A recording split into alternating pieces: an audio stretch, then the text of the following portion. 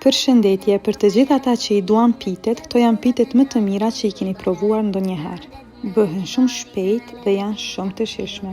Produktet që na nevojiten për përgatitjen e këtyre piteve janë petë të gatshme, qumsht, vaj, pluhur për pjekje, krip, krem djathi dhe shmand. Së pari në një enë përgatisim masën me të cilën do t'i lyejmë pitet. Unë kam vendosur gjysmë gote qumsht, pak vaj, një lugë të vogël krip dhe gjysmë pako pluhur për pjekje. Në një enë tjetër kam vendosur masën me të cilën do t'i mbushim pitet. Unë kam përdorur krem për pite dhe pak shmand, gjithashtu edhe këtyre i kam vendosur kryp.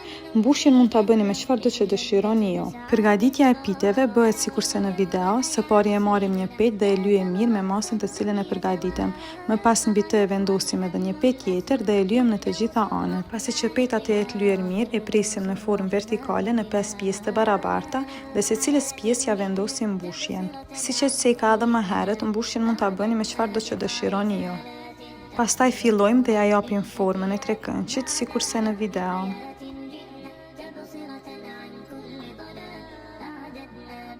Në këtë pjesë të videos jam munduar ta shpjegoj më mirë se si t'ja japim formën e trekëndshit piteve. Pastaj i vendosim në tepsi të cilën e kemi lyer me vaj ose e kemi shtruar letër për pjekje. Kështu duken pitet në tepsi të cilat kanë një pamje shumë të bukur. Më pas me masën e cila na ka tepruar i lyejm pitet mbi dhe i vendosim susam.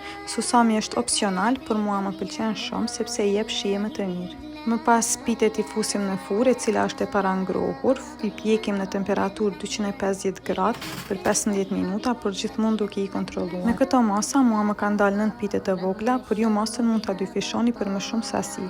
Është njëra ndër recetat që patjetër duhet ta provoni. Ju bëft mirë.